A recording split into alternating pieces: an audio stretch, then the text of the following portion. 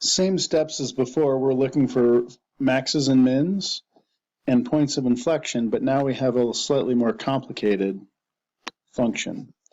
We'll need to take the first derivative and set it equal to 0 as before. Quotient rule, I've started in. Derivative of x plus 4 is 1 times x squared minus 2x, the derivative of the denominator, times the numerator all over the denominator squared. Picking up here, we have negative x squared minus 8x all over x to the fourth, or we have negative 1 x plus 8 all over x to the fourth. We could cancel out an x, meaning we've probably just canceled out a whole, but it looks like we still have an asymptote behind it. Negative 1 x plus 8 all over x cubed. So we set this equal to 0, and we can see that we'll be equal to 0 when the numerator equals 0. So x equals negative 8 could be a max or min. And also, if we're undefined, we could cross from positive to negative or negative to positive and have a max, but have it be at a cusp or at asymptote. So also x equals 0. When we're dividing by 0, I could be undefined. So these are two possible critical points, they're called, that must be checked. So now we're looking to see what happens on either side of 0 and 8. And sometimes for more complicated functions, it's hard to graph them, so testing is better. I'm going to plug negative 1 in, 1 and 9, into my first derivative to see if I have sign changes.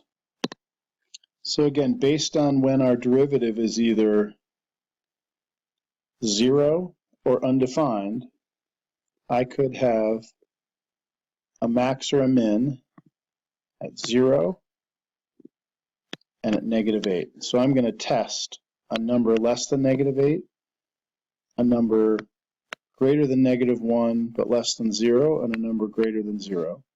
When I do, for negative 9, I get a negative number, a really small one, but a negative number. Positive divided by a negative. The next one, when I test negative 1, I get 7, so I have a sign change. There is a sign change from negative to positive. Negative, positive. Turns out that it's 0 right at negative 8, so we have negative, 0, positive. I have a min at x equals negative 8. Then at x equals 0, I've tested negative 1 and got a positive number, and I've tested 1 and have a negative number. So I change from positive, not to 0, undefined, and negative. That suggests a max. However, when I plug x equals 0 into the original function, I'm dividing by 0. I have an asymptote.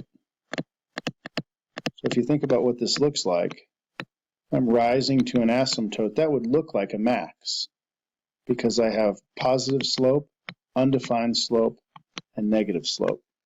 So at x equals 0, I have neither a max nor a min. I have an asymptote. It's not a max. It's an asymptote. Now, to find any points of inflection, I'll need to figure out when the second derivative is either 0 or undefined. My first derivative was negative 1 times x plus 8 all over x cubed. So now we'll need to do the quotient rule again. So after doing the quotient rule, I got the second derivative was equal to this rational function. Factoring the numerator, factoring out a 2x squared, I get this.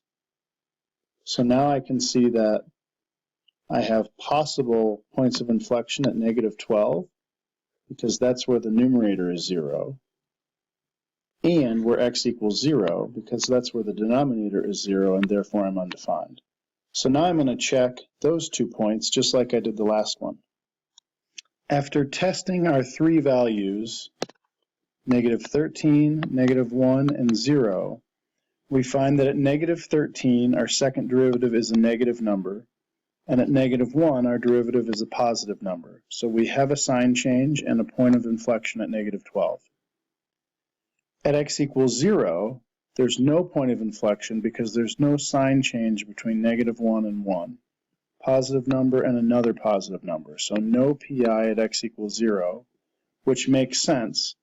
We had something that looked like a max but was undefined, and so we have an asymptote. Notice we're concave up here and concave up there, so there is no point of inflection. If you actually graph the graph, it looks like this, and you can see